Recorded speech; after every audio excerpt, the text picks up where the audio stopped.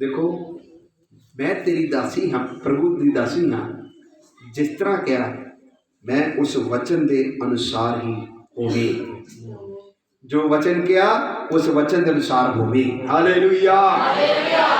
देखो सुनो, तुहाडा भविख मेरा भविख किसी इंसान के हाथ में नहीं है जी? बोलो, किसी के हाथ में नहीं। ये जिंदगी खुदा के हाथ में है। किहदे हाथ में है? ये हाथ वेखण वाले के हाथों के नहीं है, जादूगरा के हाथों के नहीं है, टोना करने वाले के हाथों के नहीं है, किसी के हाथ में नहीं।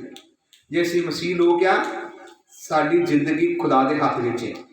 जिन्ना चिर तक उसने जिंदा रखना वो जिंदा रखेगा, जिन्ना चिर तक उसने चलाना वो चलावेगा।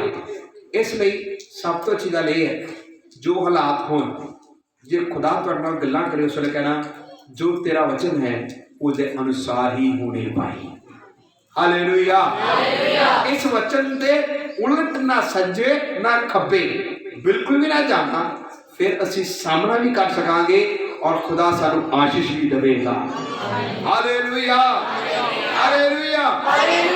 सब तो बड़ी मिसाल मैं तुहानू एक पहले पढ़ाया, मरियम ने कुवारी होंदे हुए जब परमेश्वर के वल्लों उसने गर्भवती होना से पवित्र आत्मा के वसीले उसने उस वचन को कबूल किया, गर्भवती हुई और एक मुक्तिदाता उसके कुख तो जन्म लिया। ये बहुत बड़ी गल सी। जे मरियम ना कर देती तो मुक्तिदाता किसी होर दे कुख तो आ जाना सी, लेकिन मरियम का नाम रिजेक्ट हो जाना सी। प्यारे अजीजो, जिस जरा अधीन होया उसका नाम अज भी चल रहा है। हालेलुया। जे अधीन ना होंदी उसका नाम उस वेले खत्म हो जाना सी। जेड़ा अधीन होया ओदियां बरकतां ओदे आने वाली पीढ़ियां तक ऐसा चलिया कि अज भी असी अपने बच्चों का नाम मरियम भी रखते हैं। Hallelujah, hallelujah. दूसरी गल, यीशु मसीह भी पिता दी मर्जी दे अधीन होया। पढ़ो मत्ती दी अंजील 26 बाब और 39 आयत नूं पढ़ो। मत्ती दी अंजील 26 बाब और 39 आयत नूं पढ़ो। फिर मैं थोड़ा और आगे बढ़कर मुंह के बल गिरा और मैं प्रार्थना करने लगा कि हे मेरे पिता, यदि हो सके तो ये कटोरा मुझसे टल जाए। हाँ। तो भी जैसा मैं चाहता हूँ वैसा नहीं, परंतु जैसा तू चाहता है वैसा ही हो। Hallelujah, hallelujah. दूसरी गल, यीशु मसीह ने भी अपने आप को पिता दी मर्जी दे की कर दिता, अधीन। यीशु मसीह दे कोल एक मुक्तिदाता होकर जब उसने जन्म लिया, उसने बड़े बड़े काम किए, चमत्कार किए, सब कुछ किया, लेकिन एक समा आया जिस मकसद लिए वो आया वो पूरा होना सा। उसने सद्या कि उसने इस धरती में आना इसलिए होया ताकि वो पापियां के भार को उठा के सलीब ते की कर सके, चल सके।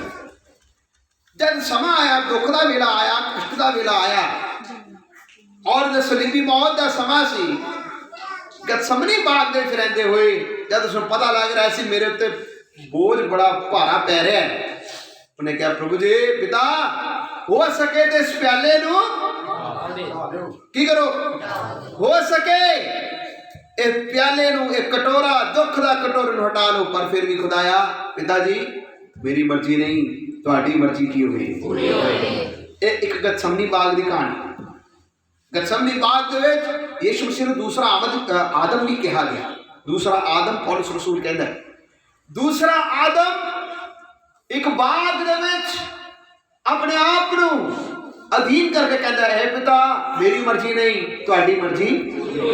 पहला आदम अदन बाग दे विच, पहला आदम अदन बाग दे विच जब उसने परमेश्वर ने कहा सी कि यह फल ना खाना, जब उसने फल खादा एक तरीके नाल की कह रहा सी तुहाडी मर्जी नहीं मेरी मर्जी होई। लेकिन दूसरा आदम गतसमनी बाग दे विच दुख दा प्याला नूं लैंदे हुए उसने कहा है पिता मेरी मर्जी नहीं तुहाडी मर्जी पूरी होई। Hallelujah, hallelujah. असी पहले आदम तो भी वध के दूसरे आदम दी वंश है। ਉਹਦਾ मतलब पहला आदम शरीर ਨੂੰ ਦੱਸਦਾ है, दूसरा आदम आत्मिक ਗੱਲਾਂ ਨੂੰ ਦੱਸਦਾ है।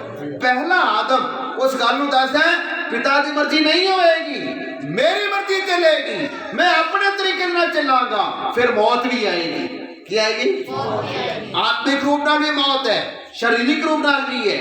दूसरा आदम जब इस तरह कहता है, या आत्मिक बच्चे ਜਿਹੜੇ ਤੁਸੀਂ ਅੰਸ਼ ਆ, ਅਸੀਂ ਕਹਿੰਦੇ ਖੁਦਾਇਆ ਮੇਰੀ ਮਰਜ਼ੀ ਨਹੀਂ, ਤੁਹਾਡੀ ਮਰਜ਼ੀ ਪੂਰੀ ਹੋਵੇ, ਅਸੀਂ ਆਪਣੇ ਆਪ ਨੂੰ ਤੇਰੇ ਅਧੀਨ ਕਰਦੇ ਹਾਂ, ਫਿਰ ਸਰੀਰਕ ਮੌਤ ਜ਼ਰੂਰ ਹੈ ਪਰ ਆਤਮਿਕ ਮੌਤ ਨਹੀਂ, ਅਸੀਂ ਪਾਰ ਲੰਘ ਜਾਵਾਂਗੇ। Hallelujah, hallelujah, hallelujah.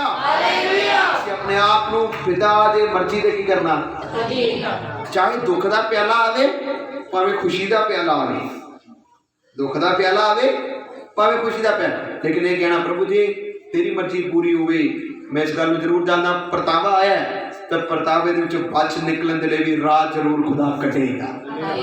Hallelujah, hallelujah. तीसरी गल पढ़ो जबूर 105 ਉਹਦੀ 28 आयत ਨੂੰ पढ़ो। जबूरां दी पोथी 105 बार और ਉਹਦੀ 28 आयत ਨੂੰ पढ़ो। जबूर 105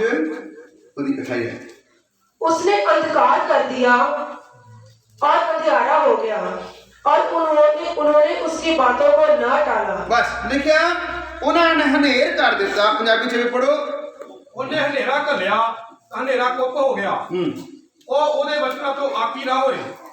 लिखा उसने हनेरा कर दिता और हनेरा हो गया, लेकिन ओदी गल्लां तो आकी नहीं होए, या उन्होंने अपने दिल को पत्थर नहीं किया।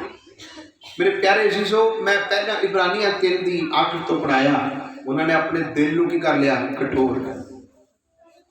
दिल दे कहे जाते हैं 3 प्रकार के स्टेज बनते हैं, या पहला होता है साडा दिल एक नरम बनता है, दूसरा साडा दिल पत्थर बनेगा, दूसरा साडा दिल ठंडा बनेगा, जे ठंडा हो गया तो तीसरा आएगा वो पत्थर बन जाएगा।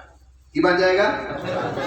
अच्छा, कोई बड़ा आकड़दा सी, बड़ा आकड़ के चले तो दूजा कहता मेरी गल सुन भाई, जिहड़ी लाश होंदी है ना वही आकड़दी है। लाश ये नहीं, लाश ही आकड़, तुरदा फिरदा लाश है, तू आकड़ के तुरनिया आकड़ वाली गल्लां करन दिया, मैं वो तो मैं इस तरह किया, मैं इस तरह किया, तेरे च जान है नहीं, तू एक लाश है। जो कुछ भी किया उसने किया, उसने ताकत दी, वसीला वही सी, उसने नहीं किया गया, उसने ही किया है। Hallelujah, hallelujah. असी कुछ भी नहीं, मैं कुछ भी नहीं, जो कुछ है सब कुछ उसने करके दिखाया। हालेलुया। लेकिन वचन की कहता लोग आकी, पुराने नियम दे विच परमेश्वर ने ना कुछ करके दिखाया, उजाड़ दे विच लोग आकी हो जाते सन, या मन नूं पत्थर कर दिया। परमेश्वर का वचन की सिखाता है, पढ़ो पहला शामुएल 15 की 23 आयत। सारे सुनते पे हो ना, सुनते तो नहीं पे है जी, सुनना सुना नहीं। पहला शामुएल 15 की 23 आयत पढ़ो।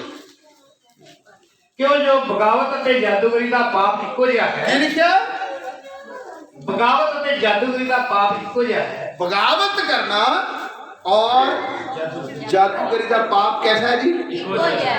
इक्को जिहा। अगे अते खर्चाऊ अते बदी अते मूर्ति पूजा इक्को जी है। हाँ, हिंदी से भी पढ़ो। देख, बलवा करना और भावी कहने वालों से पूछना एक ही समान कहता कि बगावत करना जादूगरी का पाप इक्को जैसा है। आगे और हट करना, हट मतलब दिल को पत्थर करना, जिद करना, मूर्तों और ग्रह देवताओं की पूजा के तुल्य है। अते मूर्ति पूजा करना इक्को ही बराबर है। तूने जो यहोवा की बात को तुच्छ जाना, हाँ जी, इसलिए उसने तुझे राजा होने के लिए तुच्छ जाना है। Hallelujah, hallelujah. वचन पहला शामुएल 15 बाब 23 15 बाब की कहानी इस तरह है। परमेश्वर ने अपने नबी शामुएल के वसीले एक राजा सी शाऊल, उसने कहा कि देख राजा, जब तू लड़न नहीं जावे ना, जंग करने नहीं जावे, उत्थे दी कोई चीज़ ना रखी, सब खत्म कर दी, उत्थे दी कोई चीज़ लियाई ना, की कर देना खत्म। अच्छा, ये गया जंग करने के लिए गया, उन्होंने उधर दे ना चंगे चंगियां भेडां बकरियां नजर आईयां, राजे ने भी जिंदा रख लिया, भेड़ा बकरियां ने भी की रख लिया, रख लिया। अच्छा परमेश्वर पर कोई गल तो लुकी हुई अच्छा झूठ भी कभी तेन 10 दिन तक लुकिया रह सकता? दसो जे झूठ ना लुकिया रह सकता तो सच भी नहीं लुकिया रह सकता। अज नहीं तो कल सारा कुछ आ ही जाता सामने कि नहीं आता। झूठ का थोड़ी देर असर जरूर होता है पर जित कहती होती है सच। जो मर्जी तुसी कर लो झूठ का असर होता है। झूठ का लिखा कि जब लूसीफर उत्तों डिगा ना 1/3 स्वर्गदूत भी ਉਹਦੇ ਨਾਲ ही आ गए सी। क्यों आए? वो भी झूठ ਦੇ ਵਿੱਚ ਕੀ ਹੋ ਗਏ ਉਸੇ वो भी ਨਾਲ ही आ गए, वो भी ਨਾਲ ही आए। नबी ने कहा शमूएल नु देख शाऊल नु उधर की कोई चीज रखना। नबी ने तो खुदा ने दस ही दिता, वचन च लिखा। नबी उधर गया, उन्होंने पूछा शाऊल मेरे कन्ना ना भेड़ा बकरियां दियां आवाजां आउंदियां ने की रखिया? वो कहंदा जे मैं हुंदा तो मैं कहना किन्ने शिकायत लाई, किन्ने शिकायत ला। वो कहता है कि मैं भेड़ा बकरियां इसलिए रखिया दास जी ताकि मैं परमेश्वर के अगे भेंट चढ़ा सका, खुदा नूं कोई तोहफा दे सका। खुदा नूं कुछ दे देखा अपनी गलती नूं रब दा नाम लैके उस नूं ढक दिता। परमेश्वर ने की कहा सी?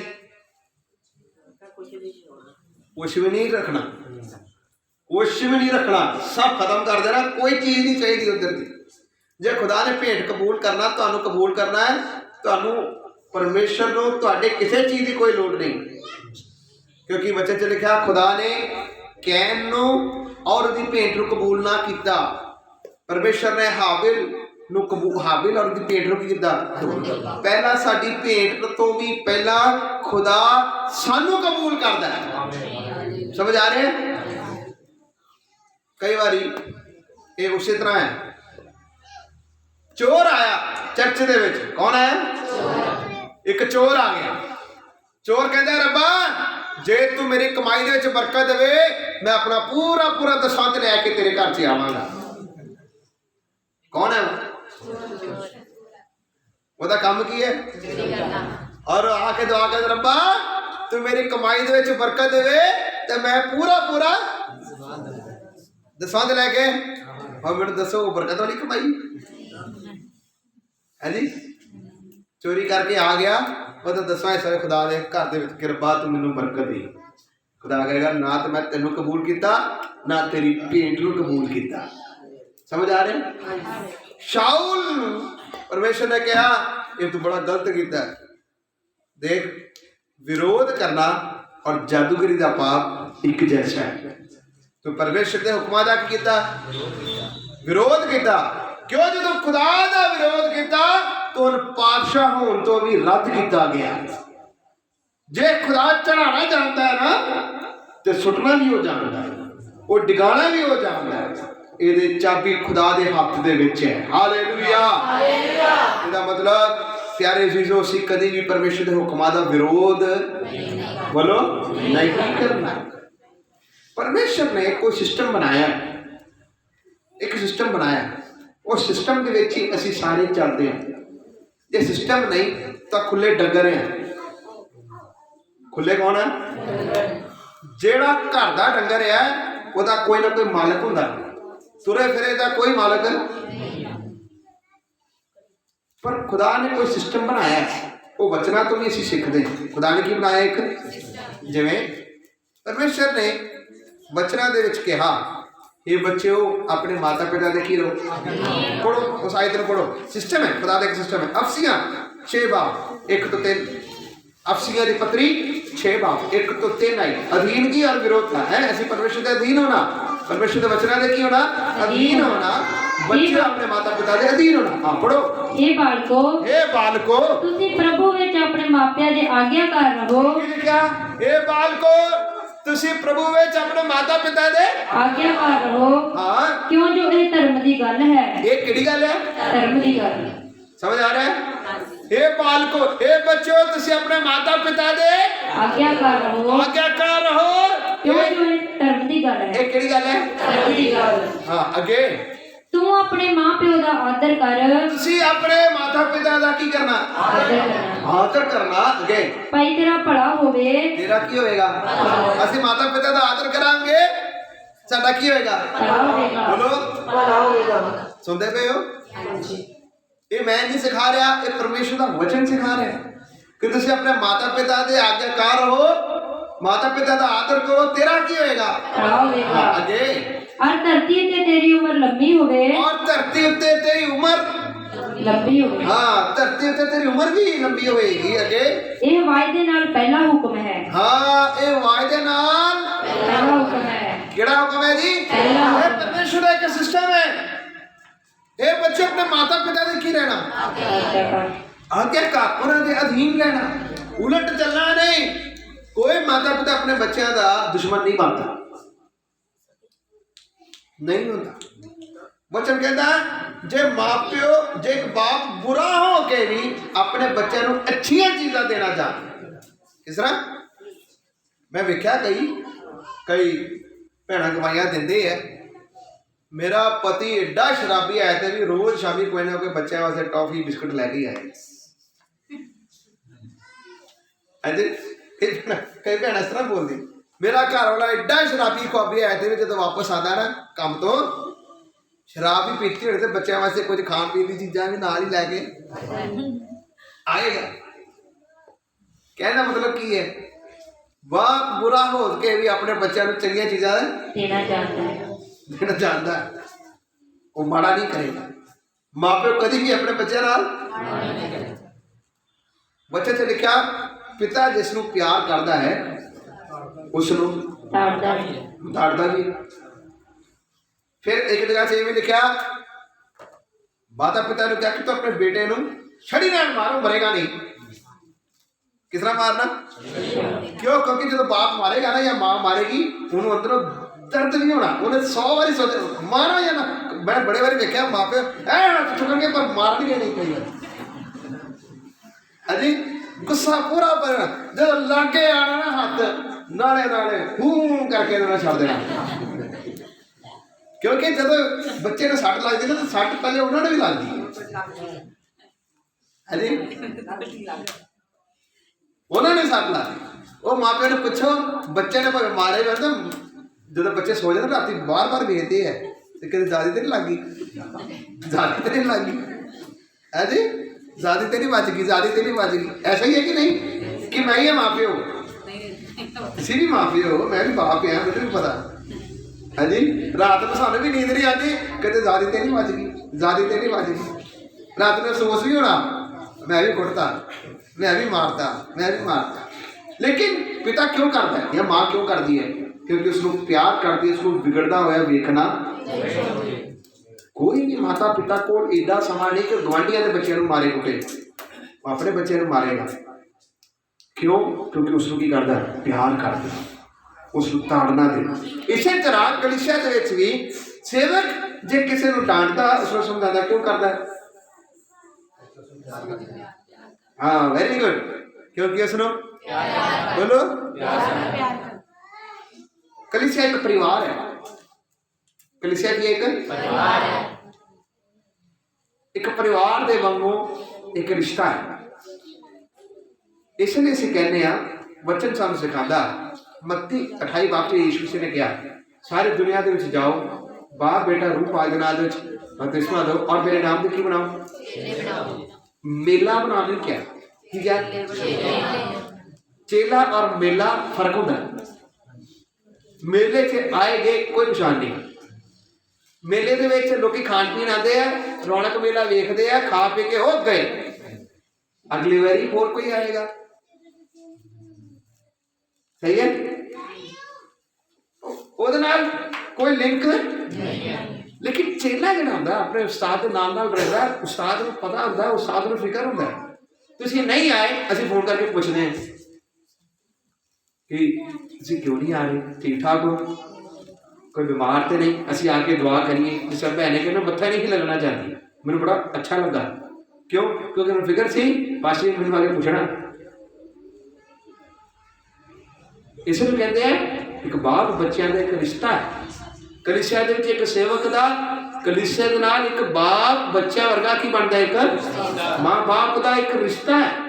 ਉਹ ਨਹੀਂ ਪੁੱਛਣਗੇ, ਅਸੀਂ ਨਹੀਂ ਪੁੱਛਾਂਗੇ ਤਾਂ ਕੌਣ ਪੁੱਛੇਗਾ? ਜੇ ਅਸੀਂ ਨਾ ਪੁੱਛੀਏ ਤਾਂ ਫਿਰ ਕੌਣ ਪੁੱਛੇਗਾ? ਜੇ ਅਸੀਂ ਤੁਹਾਨੂੰ ਤਾੜਨਾ ਨਾ ਦੇਈਏ ਫਿਰ ਕੌਣ ਤਾੜਨਾ ਦੇਗਾ? ਇਸ ਲਈ ਹੈ ਤਾਂ ਕਿ ਅਸੀਂ ਕੁਰਾਹੇ ਨਾ ਪਈਏ। Hallelujah, hallelujah, hallelujah. ਬੱਚਿਆਂ ਨੂੰ ਕਿਹਾ ਤੁਸੀਂ ਆਪਣੇ ਮਾਤਾ ਪਿਤਾ ਦੇ ਆਗਿਆਕਾਰ ਹੋ, ਉਹਨਾਂ ਦਾ ਕੀ ਰਹਿਣਾ? ਅਧੀਨ ਰਹਿਣਾ। ਹਾਲੇਲੂਇਆ। ਅੱਛਾ ਅੱਗੇ ਪੜੋ ਤੁਸੀਂ ਕੁਲਸੀਆਂ 3:18। ਕੁਲਸੀਆਂ ਦੇ ਪੱਧਰੀ ਲੰਗਰ ਸਾਰਿਆਂ ਵਾਸਤੇ ਬਣਿਆ। 5 ਮਿੰਟ ਹੋਰ ਟਾਈਮ ਲਵਾਂਗੇ, ਕਦੀ ਕਦੀ ਆਈਦਾ ਹੈ ਜੀ। ਕੁਲਸੀਆਂ 3:18 ਪੜੋ। ਇਹ ਪਤਨੀਓ ਤੁਸੀਂ ਆਪਣੇ ਪਤੀਆਂ ਦੇ ਅਧੀਨ ਹੋਵੋ ਜਿਵੇਂ ਪ੍ਰਭੂ ਵਿੱਚ ਯੋਗ ਹੈ। ਕੀ ਲਿਖਿਆ? हे ਪਤਨੀਓ, ਹੈ ਦੁਬਾਰਾ ਪੜੋ। हे ਪਤਨੀਓ हे ਪਤਨੀਓ ਤੁਸੀਂ ਆਪਣੇ ਪਤੀਆਂ ਦੇ ਅਧੀਨ ਹੋਵੋ। ਇਹ ਲਿਖਿਆ ਤੁਸੀਂ ਆਪਣੇ ਪਤੀਆਂ ਦੇ ਕਿਰੋ ਅਧੀਨ ਹੋਵੋ। ਸਾਰੇ ਸੁਣੋ, ਹੈ ਭੈਣਾਂ ਸੁਣੋ ਕੀ ਲਿਖਿਆ? हे ਪਤਨੀਓ ਆਪਣੇ ਦੂਜੇ ਪਤੀ ਦੇ ਨਹੀਂ ਲਿਖਿਆ, ਆਪਣੇ ਪਤੀ ਦੇ ਅਧੀਨ ਹੋਵੋ। ਆਪਣੇ ਪਤੀ ਦੇ ਅਧੀਨ ਰਹੋ। ਅੱਗੇ ਜਿਵੇਂ ਪ੍ਰਭੂ ਵਿੱਚ ਯੋਗ ਹੈ। ਜਿਵੇਂ ਪ੍ਰਭੂ ਦੇ ਵਿੱਚ ਕੀ ਹੈ? योग है। Hallelujah, hallelujah. ਜਿਵੇਂ ਪ੍ਰਭੂ ਦੇ ਵਿੱਚ ਯੋਗ ਹੈ। हे ਪਤਨੀਓ ਆਪਣੇ ਪਤੀ ਦੇ ਕੀ ਰਹੋ? ਅਧੀਨ ਰਹੋ। ਦੇਖੋ ਪਤੀ ਘਰ ਦਾ ਸਿਰ ਹੈ, ਜਿਵੇਂ ਕਲੀਸਿਆ ਦਾ ਸਿਰ ਮਸੀਹ ਹੈ। ਕਲੀਸਿਆ ਨੂੰ ਆਖਿਆ ਗਿਆ ਇਹ ਕਲੀਸਿਆ ਤੁਸੀਂ ਆਪਣੇ ਸੇਵਕ ਦੇ ਕੀ ਰਹੋ? ਅਧੀਨ ਰਹੋ। ਸੇਵਕਾਂ ਨੂੰ ਵੀ ਕਿਹਾ ਗਿਆ ਹੈ। ਜੇਕਰ ਤੁਸੀਂ ਪੜ੍ਹ ਕੇ ਦੇਖੋ ਰਸੂਲਾਂ ਦੇ ਕਿਰਦਾਰ ਦੇ ਵਿੱਚ ਵੀ ਸੇਵਕ ਲੋਕ ਵੀ ਆਪਣੇ ਸੀਨੀਅਰ ਦੇ ਅਧੀਨ ਸਨ। ਪੌਲਸ ਔਰ ਪਤਰਸ, ਯਾਕੂਬ ਜਿਹੜਾ ਮੇਨ ਸੀ ਰਸੂਲਾਂ ਦੇ ਕਿਰਦਾਰ 15ਵਾਂ, ਉਹਦੇ ਅਧੀਨ ਹੋਏ। थोड़ा गलबात होया, पौलुस और पतरस नहीं, उससे दूसरे लोग भी आए। पौलुस ने अपनी गल पेश किया। जो सीनियर मेन पास्टर सी याकूब मुखिया सी ना सारिया दा, ओदे ओ की रहे अधीन रहे। मैं इस गल सीखिया और समझिया, तजर्बा भी लिया उसे। जेड़ा किसी के अधीन नहीं ओदे अधीन भी कोई नहीं हो सकता। असी किसी के अधीन हाँ, साडे अधीन भी कोई होएगा। समझ रहे? वचन कहता है ये पत्नियों अपने पति दे की रहो। जे पत्नी अपने पति के अधीन ही ना है जी, तुहाडे बच्चों ने भी वही करके दिखाना। देखो तुसी कोई गल करोगे, उन्होंने कहा तुम बड़ी डैडी की मानते हो, यही चीज होएगा। और इंग्लिश में एक कहावत है, हिस्ट्री रिपीट्स इटसेल्फ। इतिहास दोहराता है।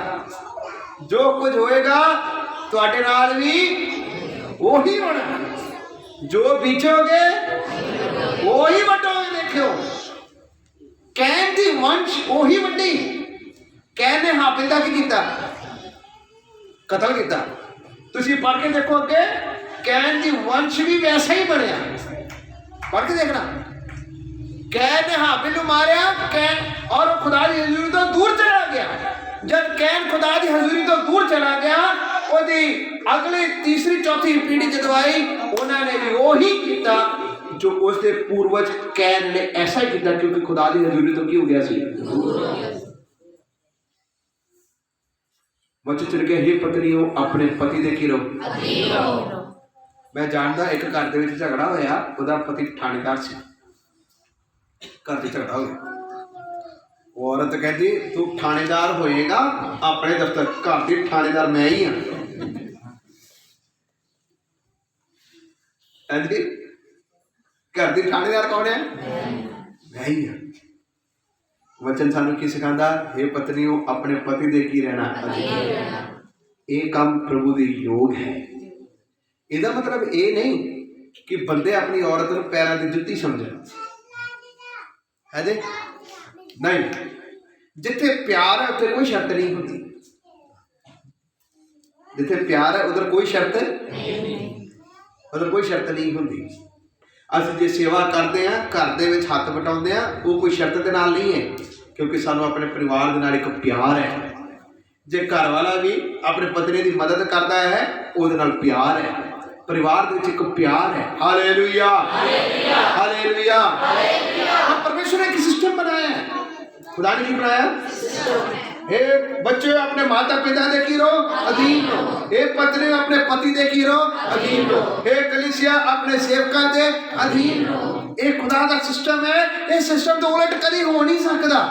जे इसका उलट कर दोगे फिर दुनिया चल नहीं सकती। दुनिया दे सब गड़बड़ियां ही गड़बड़ियां रहणगी। खुदा ने वचनां दे विच सिखाया, हे स्वामियों, हे दासो अपने स्वामी दे अधीन रहना।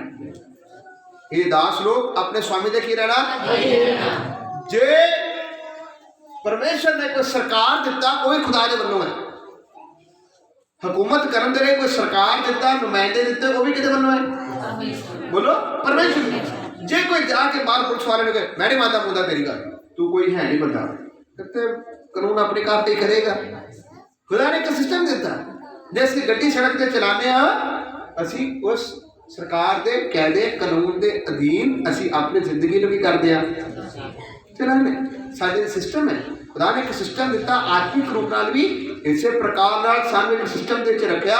असीं अधीनगी दे विच अपने जीवन नूं गुजारना, क्योंकि वचन सिखांदा है अधीनगी और यहोवा दा भय मनन दा फल धन आदर अते जीवन। हालेलुया। कदी बगावत करना, बोलो, कदी विरोध भी करना, क्योंकि इस विच कोई बरकत नहीं है। अधीनगी दे विच खुदा दी आशीष है। सारे अपने अखां नूं बंद करांगे, अपने मन नूं प्रभु दे अगे अधीन करिए। हफसियां 5:21 दे विच लिखिया, मसीह दे भय दे विच एक दूसरे दे अधीन रहो। Hallelujah hallelujah hallelujah hallelujah. प्रभु दे अगे सारे प्रार्थना करांगे, प्रभु दे अगे दुआ करिए, खुदा सानू विरोध करने वाला मन नहीं, सानू अधीन होने वाला जीवन दो। असीं तेरे अधीन, तेरे दासां दे अधीन हो के जीवन को गुजारी। साडी सहायता करना। हालेलुया। जे तू सानू ताड़ना भी देता है, उस ताड़ना दे विच भी तेरी भलाई छिपी हुई है। क्यों? जो तू सानू प्यार करता है। तेरी सोटी और तेरी लाठी तो मैनू शांति मिलती है। ओ तेरी सोटी और तेरी लाठी तो मैनू शांति मिलती है। सानू अधीनगी वाला जीवन देना। Hallelujah hallelujah. असीं तेरे अधीन हो के चलिए।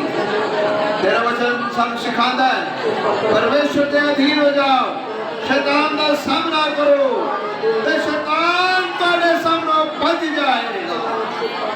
ओ शैतान तुम्हारे सामने भज जाएगा। विखाता ना रामा ना खोरी वाला रामा ना बाबा खोरा माना तेरे नाम